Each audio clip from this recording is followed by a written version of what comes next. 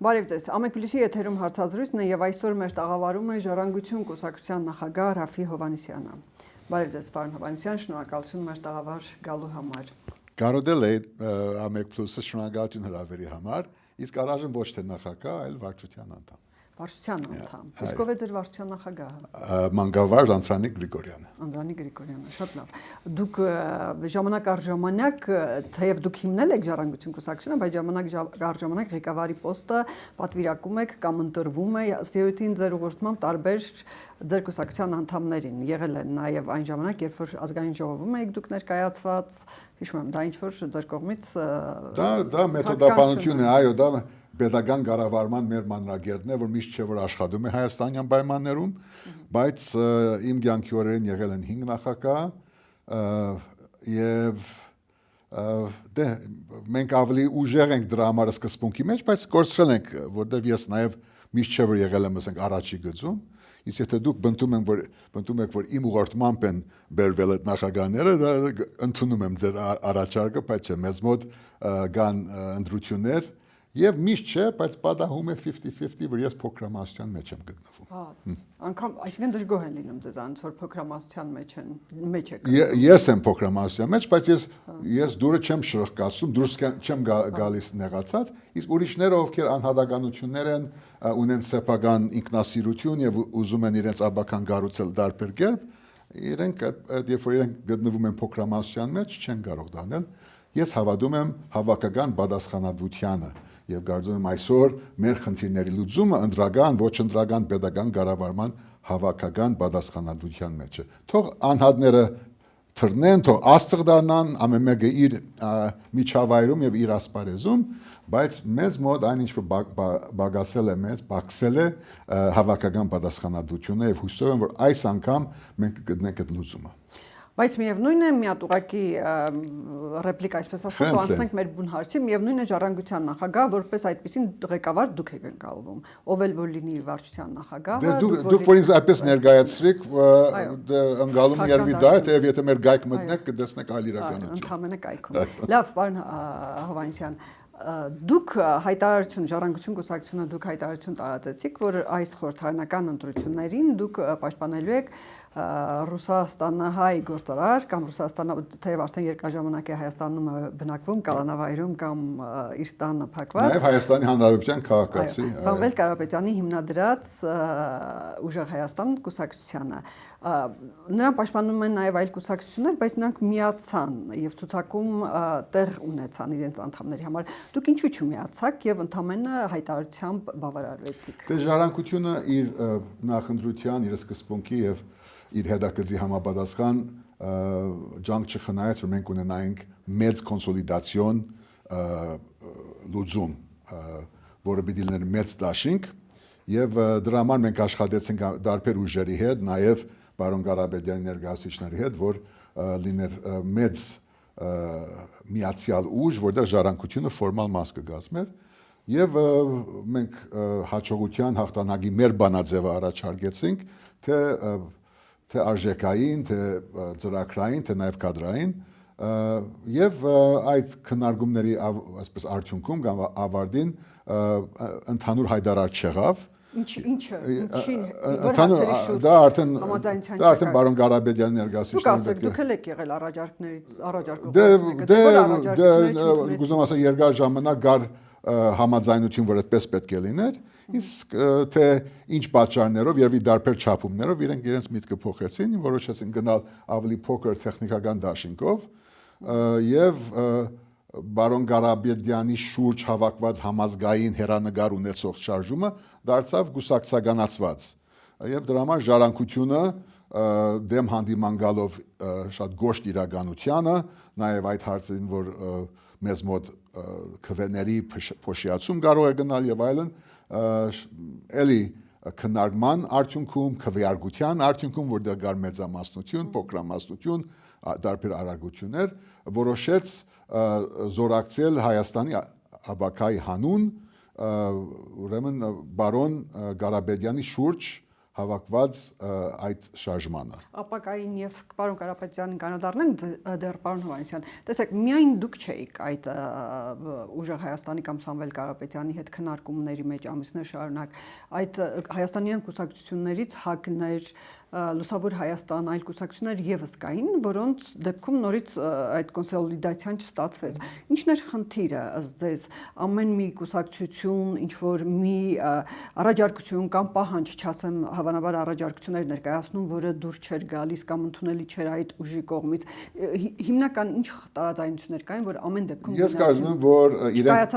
իրենք ունեն իրենց մեթոդապանությունը։ Որն էր։ Իրենց մեթոդապանությունը, իրենք ունեն միջազգային եւ տեղական փորձագետներ, ընկերապաններ, սոցիոլոգիայի, չգիտեմ, մասնագետներ, եւ ես չգիտեմ, չեմ կարող ասել, բայց կուզեմ ասել, որ այդ քննարկումների ընթացքում, հնդածս այդ ամեն ինչի, իրենք ունեցան դվյալների, թե մոդեցումների, թե այլընտրանքների փոփոխություն եւ այդ փոփոխության հետքերով իրենց այսպես նախնական որոշումը փոխեցին։ Այսինքն այդ միջազգային սոցիոլոգների կամ այլ մասնագետների թիմը, որոնք ընտրությունների հետ կապված երևի դիտարկումներ կամ ուսումնասիրություններ խորհուրդներ էին տալիս, երևի նրանք ասել էին, որ պետք չի նման դաշինք կազմել եւ որ դա ձեզ վնաս կլինի։ Այդ հարցերը դա բարոն Ղարաբեդյանին հրավիրեք, ինքը կպատասխանի իրենց կողմից։ Ես իմ բահով կարեմ ասել, որ մենք ցկտեցինք մեծ միասնության, որ մեր գարձիկով կբարձրացներ այսպես հաղթելու, հաջողություն գրանցելու հավանականությունը։ Ինչ որտեղ հասանք, մենք էլ այդպես հավելյալ բանջներ չենք դնում, ոչ այս կողմ, ոչ այն կողմ, այլ սկզբունքային մասնակցության հարցներ եւ դա ինչ որտեղ փոխվեց, բայց դրանից եւս չնեղացավ ժառանգությունը եւ իր համագումարով բանաձև ընդունեց մեծամասնական քվեներով, որ ինքը զորակցելու է բարոն Ղարաբեդյանի այսպես իր գլխավորած համազգային շարժմանը, այդպես է ձևակերպումը։ Հիմա մենք ընդդիմադիր ողջ դաշտին ես անցամ հաջողություն եմ մաղթում, իսկ ժառանգությունը, որի անդամն եմ ես, ամեն ինչ անելու է, որ ընդդիմությունը հաջողի եւ այդ հաջողության առանցքը իմ կարծիքով կլինի բարոն Ղարաբեդյանի ուժը։ Իսկ որ այդ կոնսոլիդացիան լայն չկայացավ եւ որոշ ուժեր չմիացան, այդ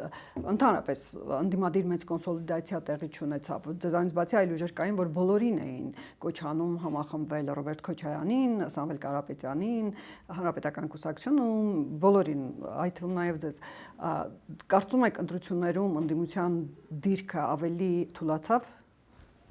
Թե այսպես բաժանված մի քանի ուժեղ բևեռներով ավելի ուժեղ, ավելի ճիշտ է։ Ձեզ տպավորություն։ Անցած փուլ է Արմինե, կարծում եմ թե ունենք ինչ ունենք եւ այդ իրականության դեմ հանդիման եւ սրա հիման վրա մենք պիտի կարողանանք այնպիսի մատուցում եւ մոդեցում այսպես ներկայացնել հայոց ընտրողին, որ ինքը կարողանա գնալ 60% կամ 65% մասնակցությամբ նաեւ փոփոխություն բերել իր քվեով։ Թե այդ 60%-ի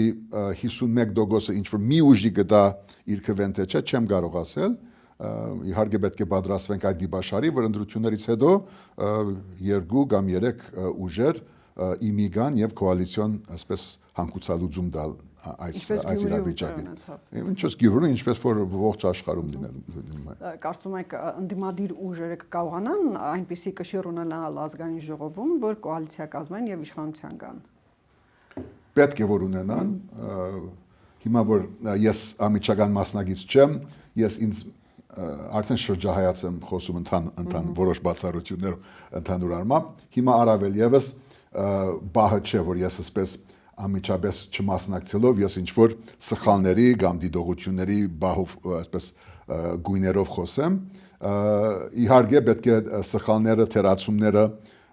մեթոդապանական, գիրարական գաղափարական, ծրագրային, քարոզչական այդ ամեն ինչը պետք է նվազագույնի բերվի, որովհետև իշխող ուժը մենք արդեն տեսնում ենք ամեն ինչ պիտի անի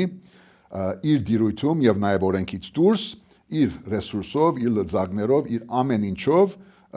ազդել այդ ընտրական գործընթացի վրա, որ ունենա իր վերարտադրումը, ամեն ինչ ուղղված է դրան, թե իր արտաքին քայլերը,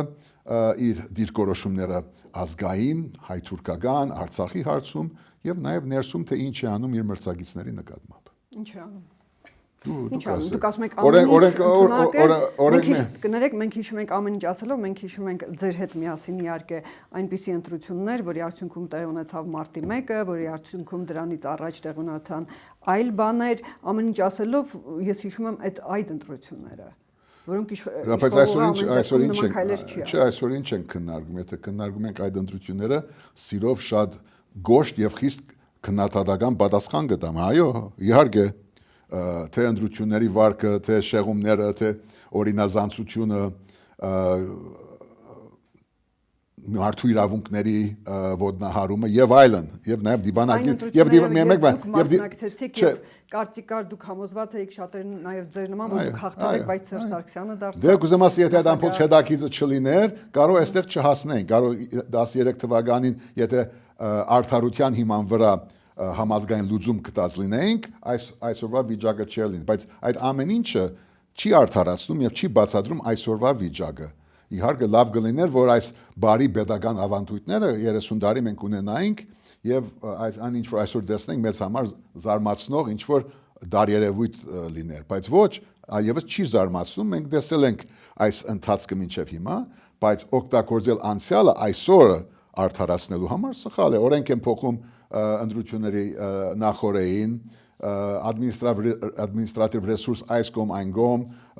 մյուսին գախնալսում ենք pedagogan ողջ ռեսուրսով, բայց իրենց մարզպետները, իրենց քաղաքապետները, գյուղապետերը, իրենց էլեկտրացանցի ղեկավարները, եթե իրենց նույնպես առանց ընդրովի արդարացատության կամ ընդրովի գախնալսման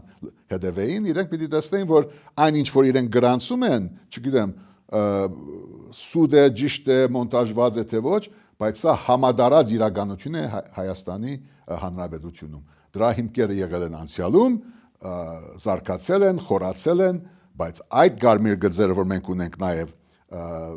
հասարակական համերաշխության տեսակետից կամ բարակտվածության տեսակետից, ազգային հարց, տարածքային ամբողջականություն,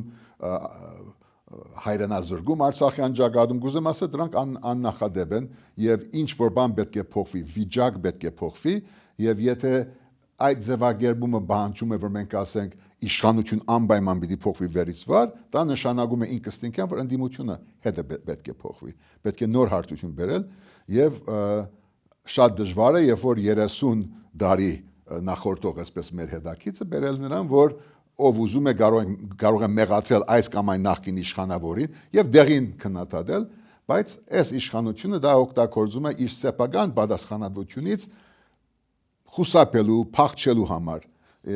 եւ այստեղ ահավոր հագամեթոդապանություն է, որ ամեն մեկը մեղավոր է բացի ինձանից։ Պետությունը ես եմ, կառավարությունը ես եմ, Հայաստանը ես եմ, բայց պատասխանատվությունը դա նախկիններն են, դա Ռուսաստանն է, դա Ամերիկան է, դա դիքրան մեծն է։ Տեսեք, դուք ասում եք չարաշահում է վարչական ռեսուրս եւ այլն, Նիկոլ Փաշինյանի վարչապետության օրոք տեղի ունեցել եթե չեմ սխալվում, երկու ազգային ժողովի ընտրություններ, 18 թվականի դեկտեմբերին եւ 21 թվականին, սա երրորդն է լինելու, բայց անգամ ընդդիմությունը չի ասում, որ ընտրությունների շրջանակում ընտրակեղծիքներ են տեղի ունեցել։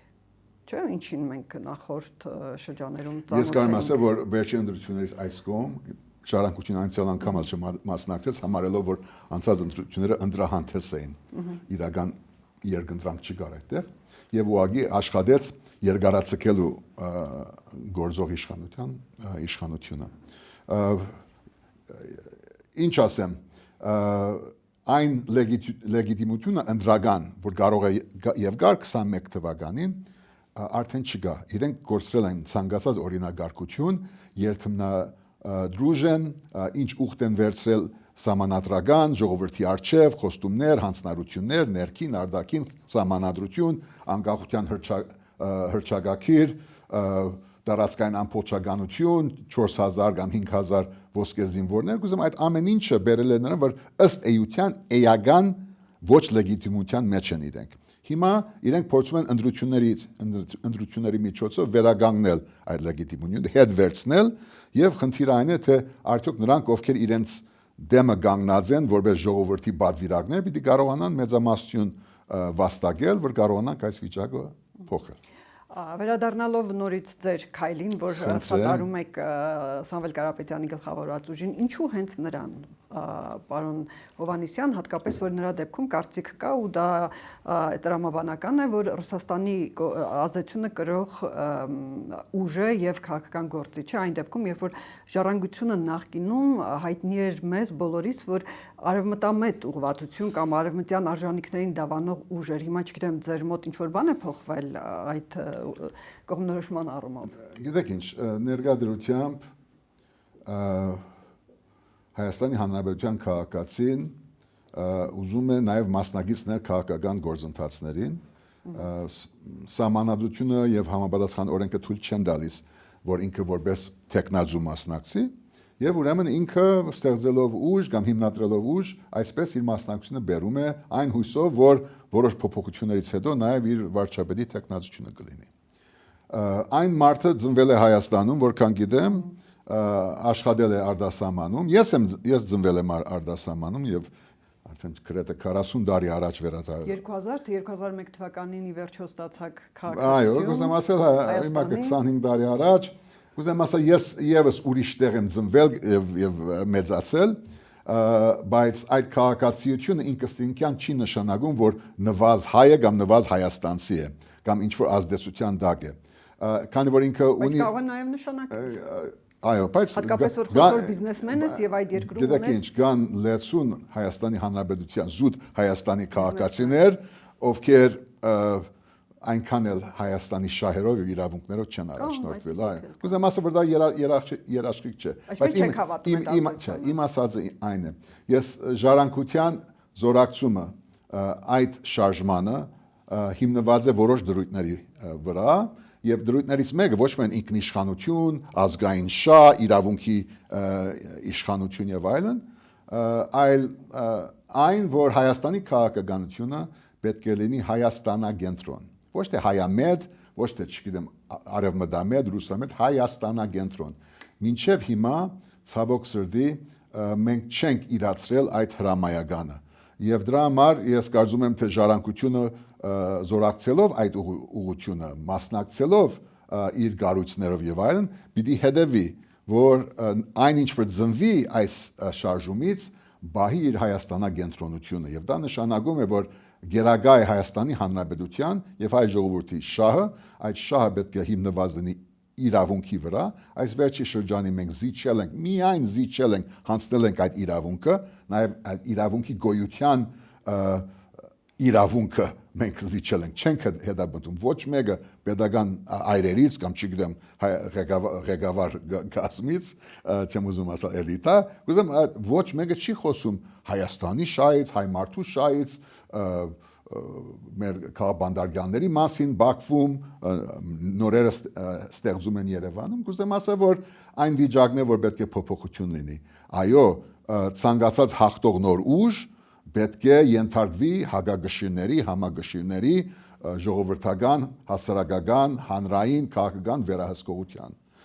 Եվ ժառանգությունը իր մասնակցությամբ կարծում եմ, թե իր դերակատարումը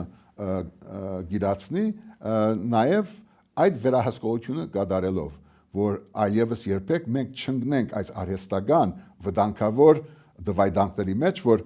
արևմտամետ է ուժը, թե ռուսամետ է եւ այլն։ Այո, բարոն Ղարաբեդյանը ինքը ամենալավ ինքը գիտակցում է, որ իր հաջողակ բիզնես ծրագրերը, իր բարեգործությունը, որ հրաշալի գադարել է Հայաստանում, Արցախում, դրանք ունեցեն ռուսաստանյան ագունք, ինքը գիտի թե ինքը ով է, բայց ինքը այդ փորձառությունը իր կյանքի հետաքիծը ուզում է բերել ի նպաստ Հայաստանի հերանեկարին եւ աբակային եւ ինքը կարծում եմ թե ամենաշատը պիտի գիտակցի, որ Հայաստանի աբակային իր անվան հետ կապված, որ հաջողություն լինի եւ կոալիցիա լինի, թե իշխանապողություն, որ ինքը իհարկե պիտի վերադառնա այդ ագունքային գիտակցության, որ մենք պետք ունենք Հայաստանագենտրոն քաղաքականություն, թե ոչ մենք գոռած ենք։ Իսկ ձեր կարծիքով արտաքին ինչ ազդեցություն կա այս ընտրությունների կամ ինչ ցանկություններ, ինչ շահեր կան այս ընտրությունների առումով ձեր կարծիքով։ Ամեն դեպքում մենք տեսնում ենք, որ թե Ռուսաստանից, թե Արևմուտքից որոշակի լարվածությամբ կամ ուշադրությամբ հետևում են ու նաև ներգործությունն էլ ըստ երևույթին կարող է լինել։ Դուք հիշում եք Նիկոլ Փաշինյանի հանդիպումը, վերջին հանդիպումը Պուտինի հետ, որ ասաց պետք է ռուսամետ ուժերը կարողանան մասնակցել հայաստանյան ընտրություններին, չէ՞, բառացիորեն ռուսամետ, այսինքն բառացիորեն շահագրգռվածությունը չկարողացավ անգամ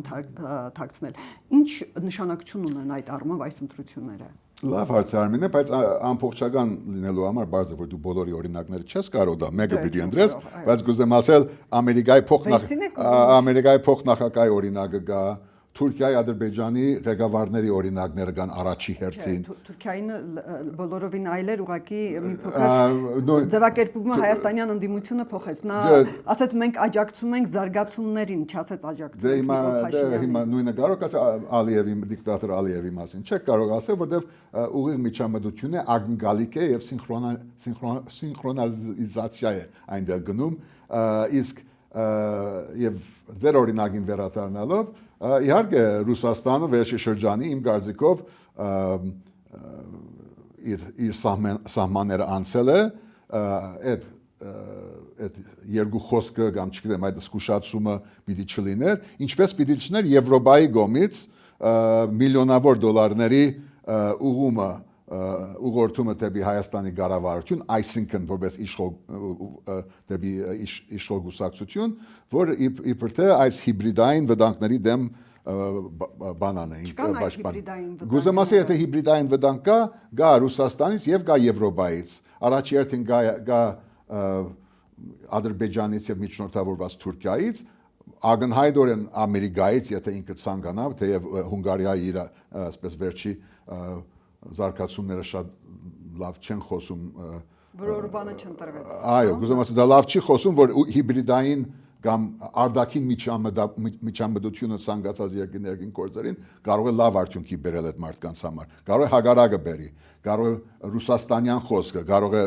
Ամերիկայի փոխնախագահի միջամտությունը, կարող է Եվրոպայի հագահիբրիդային այսպես միլիոնները բերեն նրան, որ իրենց ճուզած արդյունքը լինի։ Դրա համար կարծում եմ բոլորը անխդիր պետք է հարկեն Հայաստանի ինքնիշխանությունը, նվազագույնի բերեն իրենց ախորժակները, քիթերը չխոթեն, հարկում ենք իրենց հետաքրքրությունը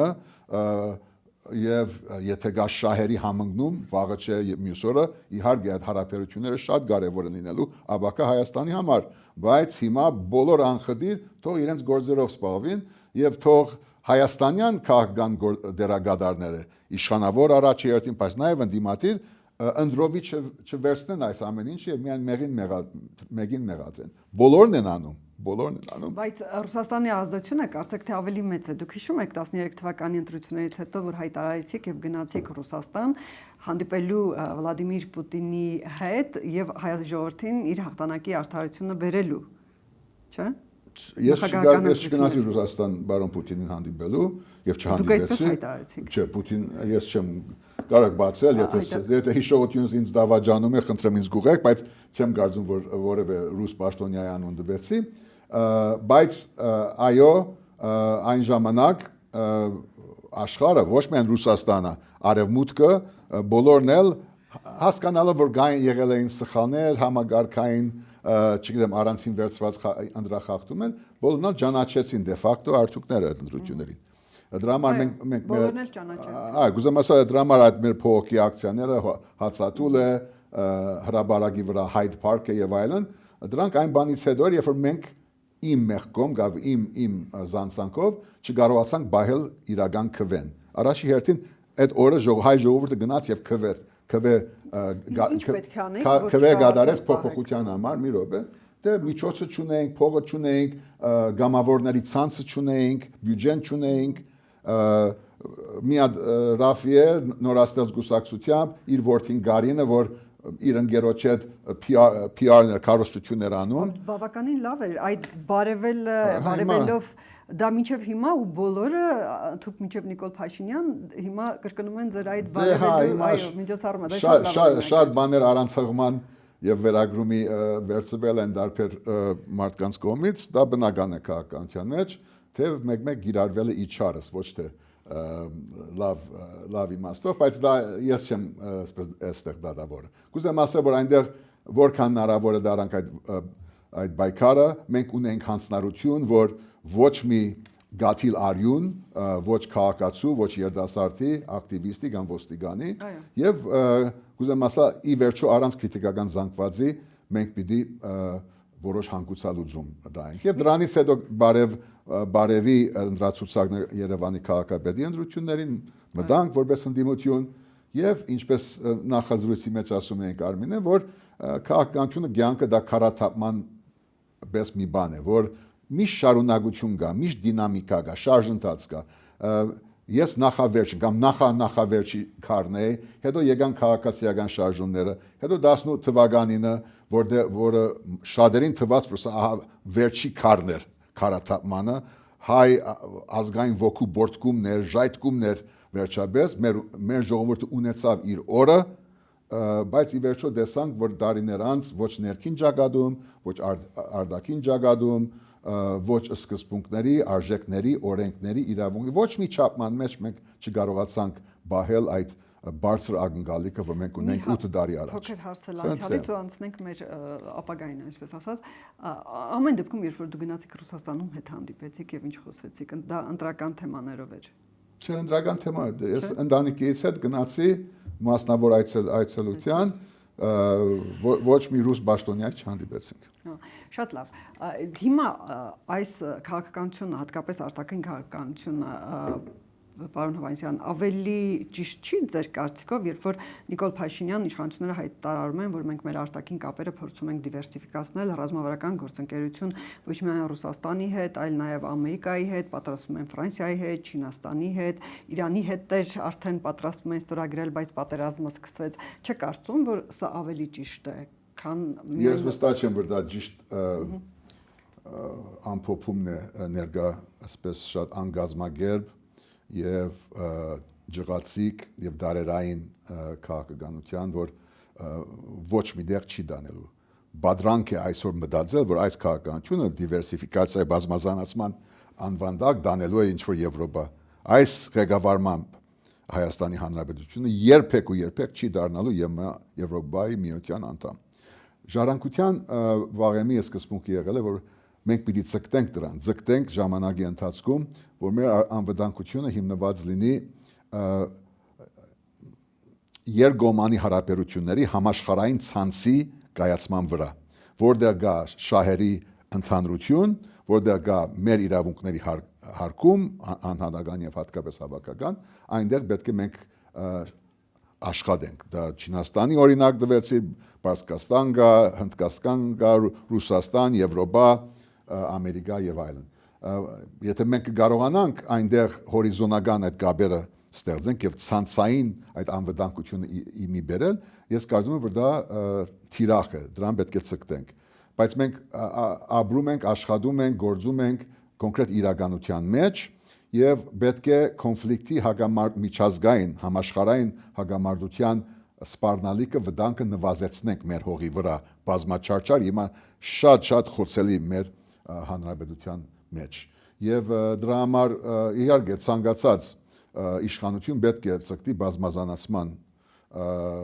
իրականացման ուղղությամբ դա խնդիր չէ։ Նիկոլ Փաշինյանը չի ասում, թե մենք մերժում ենք Ռուսաստանին կամ ԵԱՏՄ-ին, իրանք պարզապես առեցրել են հարաբերությունները հապկի հետ, բայց եւ Նիկոլ Փաշինյանը հայտարարում է, որ մենք շատ կառուցողական, շատ բարեկամական զրույց ունեցանք վերջին անգամ Պուտինի հետ, բայց պետք է շարունակենք կառուցել մեր հարաբերությունները նաեւ այլ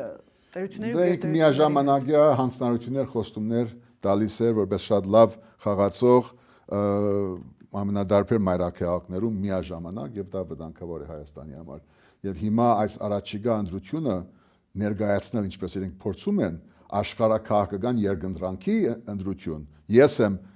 ասել միաժամանակ ես եմ պետությունը, ես եմ կառավարությունը, ես եմ Եվրոպա դանողը, իսկ դիմացինը եւ խաղաղություն բերողը, իսկ դիմացինը ինքը ուզում է պատերազմ, ինքը Ռուսաստանը, ինքը Կրեմլի ագենտ է եւ այլն։ Այս բարաբաշարը, այս եզրաբանությունը ինքն է մտցրել նախկիներին կարող ես մեղադրել մինչև ինչ որ մի բա, բայց այս ամեն ինչը իր գլուխ գործոցն է եւ հիմա ես կարող եմ հավաստել քեզ, որ Հայաստանում չկա մի մարդ, ով չի ուզում խաղաղություն եւ ասել, որ ես եմ խաղաղության միակ գրողը եւ մնացածը տանում են դեպի պատերազմ, դա նշանակում է, որ չկա Հայաստանի Հանրապետություն, որ դու բեդության առաջնորդ չես, որտեղ բեդության առաջնորդը պիտի 4, 5, 10, 20 այլընտրանք, դիբաշար, սցենարներ ապահովի, որ եթե այսպես եղավ, ուրեմն այսպես։ Ամեն ինչը մենաշնորհային իրավունքով վերագրել իրեն, իսկ ամեն ինչ որ վատ է, կապիտուլացիա է, collaboration է, թե ինչ է, ուրիշին մեղքն է, դա ուղղակի այնպեսի հոգեգան խորքերով խուսափում է պատասխանատվությունից, որ դա իմ մասնագիտությունը չէ մեկնաբանել, ոչ էլ դրա դատավորն եմ։ Ես բարձրապես կարող եմ ասել, որ ես զղջում եմ, որ այդ հնարավորությունը եւ հույսը եւ հուսավառությունը, որ ունեցավ ժողովուրդը, եւ իսկապես ունեցավ 8 տարի առաջ, այսօր հասել է հատակին։ Շատ լավ, տեսեք խաղաղություն եւ պատերազմից եք խոսում, արդյոք արդարացված չի այն բացատրությունը իշխանությունների, որ մենք փակում ենք թեև ցավալի է Լեռնային Ղարաբաղի էջը կամ Ղարաբաղյան շարժումը եւ որ նախկին իշխան կամ գործող ընդդիմությունը ավելի ուժեղ ընդդիմությունը, որ ասում է մենք կգանք եւ նորից կվերաբանակցենք այն ինչ որ արդեն պայմանավորվածության հասցնենք, դա նշանակում է նոր պայմանների առաջադրում հակառակ կողմին, դա նշանակում է նաև փոփոխություններ չհամաձայնել այս համաձայնությանը, ինչը կբերի նորից կոնֆլիկտի եւ այդպիսով պատերազմ չկարծում որ հիմք ունի ամեն դեպքում այս բացատրությունը։ Ամենաբարձունակ եւ ոչ բովանդակային առումով կարելի է ասել թե այս մոդեցումը գոյության իրավունք ունի թե չէ։ Ես կարող եմ ասել, որ եթե մնա այս մտայնությունը, այս մեթոդապանությունը, այս դրամապանությունը կամ հագադրամապանությունը եւ մնան այս իշխանավորները, ուրեմն չի բացառվում եւ կարելի է ասել, որ բավական հավանական է, որ մի օր դեմ դիմաց նստենք եւ դուք ասեք, դե հիմա արդյոք Հայաստանի Հանրապետությունը փրկելու համար Երևանին շունչ տալու համար ճիշտ քայլ չէր Սյունիքը հանձնելը կամ Սևանի ավազանի արևելյան ափը կամ մեկ ցանկացած այլ մարզ որ ունենք ուղղակի այս հարցու պատասխանը ահավոր մի բան է որտեղ մեզ բերել են Լեռնային Ղարաբաղի հարցը ինչպես կարելի է փակած համարել այնտեղ գա թե չգա հայ ժողովրդի մասնիկը հանդիսացող այնտեղ հազարավոր դարիներ ապրող հայ մարդու հայ ընտանիքների երաշխավորված վերադարձի իրավունք այդ իրավունքը անփեգանելի այդ իրավունքը ոչ մեկը չի կարող սքողել կամ ծախել կամ վաճառել կամ արդարացնել այդ խոսքերով այդ խոսքաբաշարներով արդյոք այն եկեղեցիները որ այս օրս այս մեր զրույցի ընթացքում քանդվում են այդ մշակութային ժառանգությունը որ հազարավոր տարիներ մեր քաղաքակրթության հիմքը եղել են այնտեղ որևէ մեկը պիտի պատասխան տա, այդտեղ բաժի խնդիր կա, այնտեղ պատասխանատվության հարց կա, ցեղասպանություն հնարավոր է, ցեղասպանության զոհը կամ ցեղասպանության ենթարկվածը ինքը պիտի հետո մեղսագից լինի այդ ցեղասպանության կամ էթնիկ զդման սկողմանը կամ արդարացմանը։ Իսկ վերջնական մեր գերիները, մեր նախագահները զինվորները, զորավարները, շարքային քաղաքացիները, ովքեր նստած են այնտեղ եւ այս ամեն ինչը չի բերում այդ բանական բանավեճի, որ ասում ենք գա խաղաղության հերանեկար։ Ինչ խաղաղություն, եթե այդ ամեն ինչը ժխտվում է, իսկ այն որ էջ փակելու մասին եւ եվրոպացիները, մյուսները, չգիտեմ, դարբեր ազգի մարդիկ ծափահարում են, որտեղ հայոց իրավունքի գլխուցավը ոչ մեկին պետք չէ, բայց դա չի փոխում այն բանը, որ մենք ունենք իրավունքներ եւ այս ընդրությունը իմ կարծիքով առավել եւս նրա մասին է, թե մենք պիտի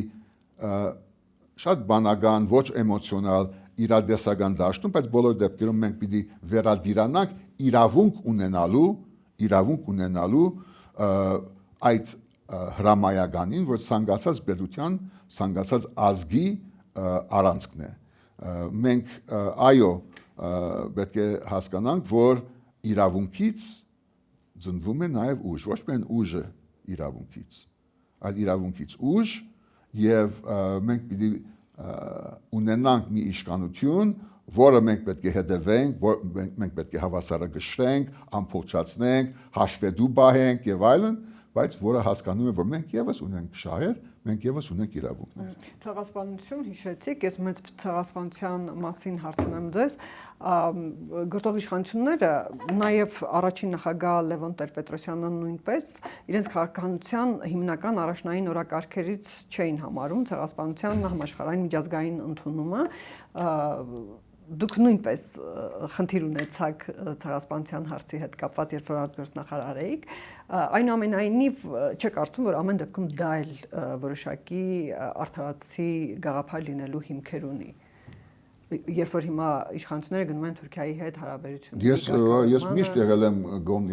մի դարի գրող եղել եմ այդ քաղաքականություն, դրանից հետո որպես ընդդիմադիր եւ քննադատող, եւ որպես ցեղասպանության ժառանգորդ, այսպես վերաբրող զոհերի եւ վերաբրողների ժառանգորդ, ասել միշտ պետք է լինի առանց նախապայմանների երկխոսություն եւ դիվանագիտական հարաբերությունների դարբնում եւ այդ դիվանագիտական հարաբերությունների օգտագործումը բաժանարար հարցերը քննարկելու, լուծելու եւ վերջը մեր ժողովուրդներին հաշտեցման բերելու համար։ Իսկ մենք տեսել ենք, որ նախապայման դնողը երբեք չի եղել Հայաստանը կամ հայկական կողմը, ինչպես ասվում է մեկ-մեկ, այլ եղել է Թուրքիան, փոփոխվող նախապայմաններ եղել են իմ ժամանակվանից այս կողմ, փոխվել են որոշ չափով, բայց մինչև օրս Թուրքիան անգամ սահման բացելու բահով այդ նախապայմանները դնում է վերջին նախապայմանը, դե Ադրբեջանը պիտի համաձայնվի, Ադրբեջանն ասում է դե սահմանադրում պետք է փոխեք, այս բանը պիտի ստորագրեք, այն մյուսը գուզեմ ասել, որ այդ պայմանները 35 տարի միշտ եղել են նախապայմաններ։ Դրան եմ ես դեմ, որ այդ սիմետրիա չի եղել մեր հարաբերությունների մեջ, որտեղ չի կարող լինել դիվանագիտական հարաբերություններ եւ ի վերջո ամբողջական հաշտեցում ժողովուրդների միջև։ Եթե չգա այդ հավասարությունը, սիմետրիան, եւ հիմա մենք տեսնում ենք, որ ուղղահայաց է հարաբերությունը Բաքու-Երևան, ուղղահայաց է նաեւ Անկարա-Երևան, ես ցավում եմ դրա համար, բայց իհարկե առաջի նախագահությունը ուներ այդ քաղաքականությունը, որ pedagogan օրակարգում չկար այդ հարցի հետապնդումը։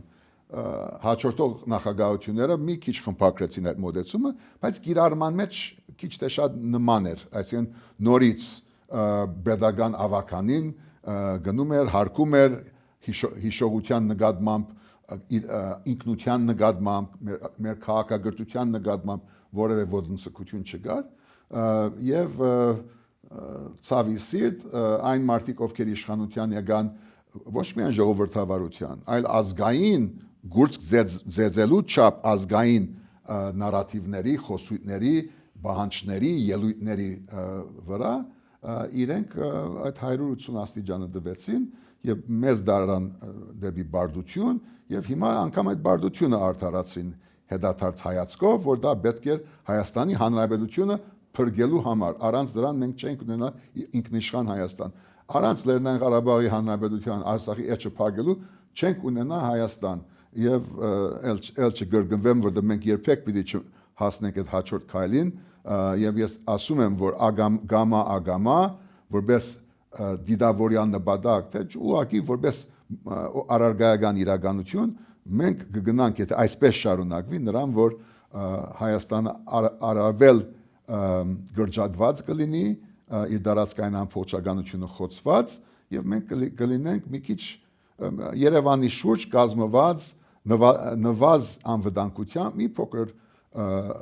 հանրապետություն, որի մայրաքաղաքը շատ գեղեցիկ կաֆեներ ունի, եվրոպական մայրաքաղաքի պես շոշողուն է, լուսավոր է, բայց ինքնին այլևս արժանապատվություն, ինքնություն եւ հերանեկար չունի։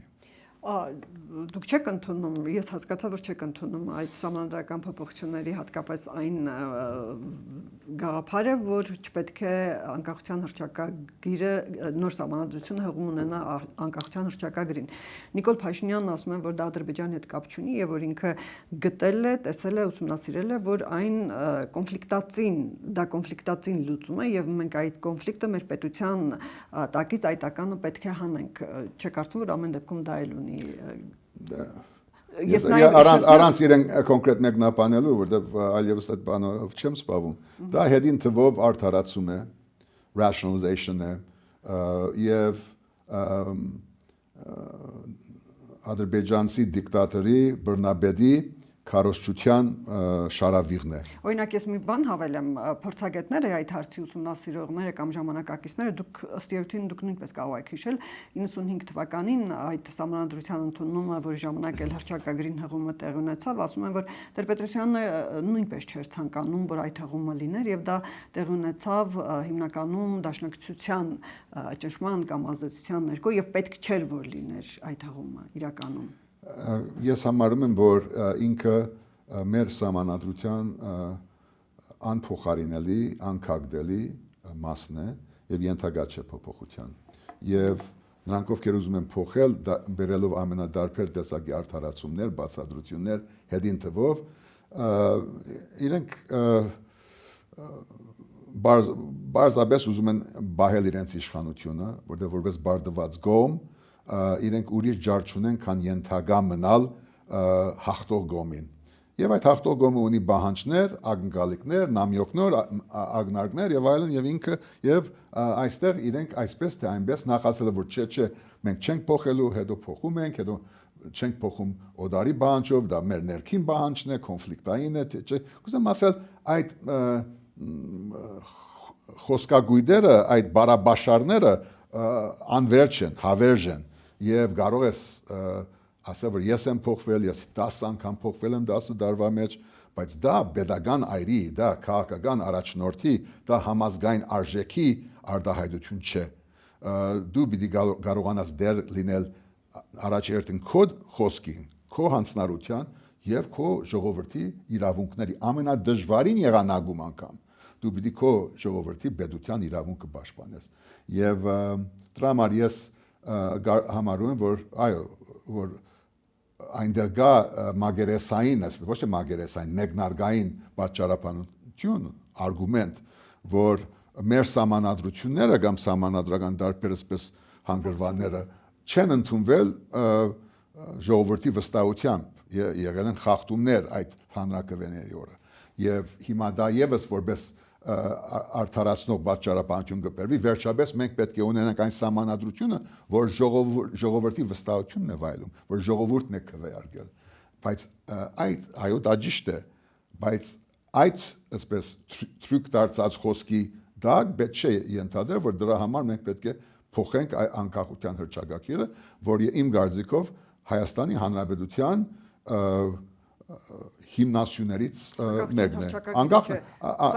Անկախության հռչակագիրը մնում է սահմանադրության մեջ ուղղակի հղում չի լինում առհռչակագիր։ Ես կարծում եմ, որ ինքը սահմանադրության անբաժան մասն է եւ ենթակա չէ փոփոխության։ Կարծում եմ, որ նաեւ անաչար իրավաբանները, սահմանադրական իրավաբանները նույնը կասեն։ Բայց դա հանել, որտեվ կամ փոխել, որտեղ կոնֆլիկտային է, այդ ամփոփ դրամապանությունը մեզ բերել է ցեղասպանության, այսինքն զոհը թե 111 տարի առաջ լիներ, թե մի քանի տարի առաջ, զոհը համաշխարհային հանցագործության այսպես ենթարկված ժողովուրդը ինքը մեղավոր է դուրս գալիս։ Եվ այն մարդը, որ ուզում է մեղսագից դարձնել, մեղավոր դարձնել իրավունք կրող իր ժողովրդին, իր նախնիներին, իր ժառանգներին, իմ կարծիքով իրավունք չունի շարունակել որպես երկրի ղեկավար։